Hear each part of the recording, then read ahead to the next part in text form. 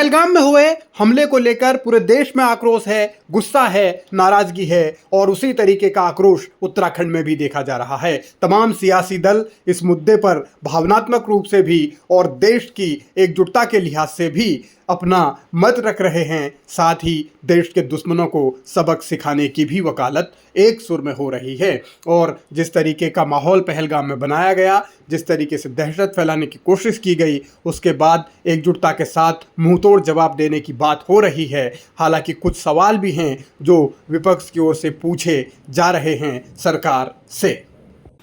ये इशारे में बताना चाहता हूँ पुलवामा 2 है।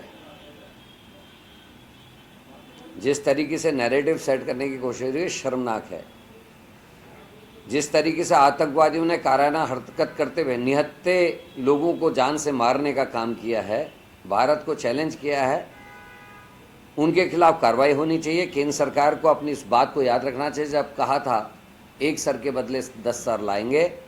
आज फौज को अतिरिक्त अधिकार देने की आवश्यकता है ताकि उसमें प्रभावी ढंग से काम कर सकें।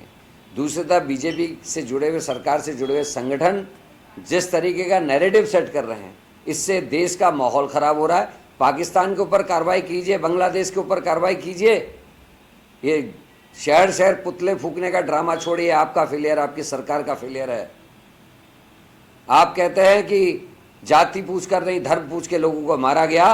मैं पूछना चाहता हूं, मारा गया चाहे वो जाति पूछ के या धर्म पूछ के, क्या 27 लोग आपकी इस तरीके की बात करने से जीवित होकर वापस आ जाएंगे?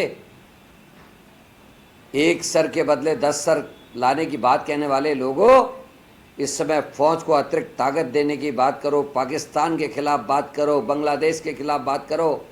हिंदुस्तान की सड़कों में, हिंदुस्तान के शहरों में पुतले जलाकर जो तुम देश के नागरिकों के बीच में आपस में नफरत फैलाने की कोशिश कर रहे हो, ये उन आतंकवादियों की जो कायराना हरकत है उससे भी बड़ी कायराना हरकत इसको मैं देखता हूं। पहलगाम में जो हुआ यकीनन वो देश के लिए एक बड़ी चुनौती है।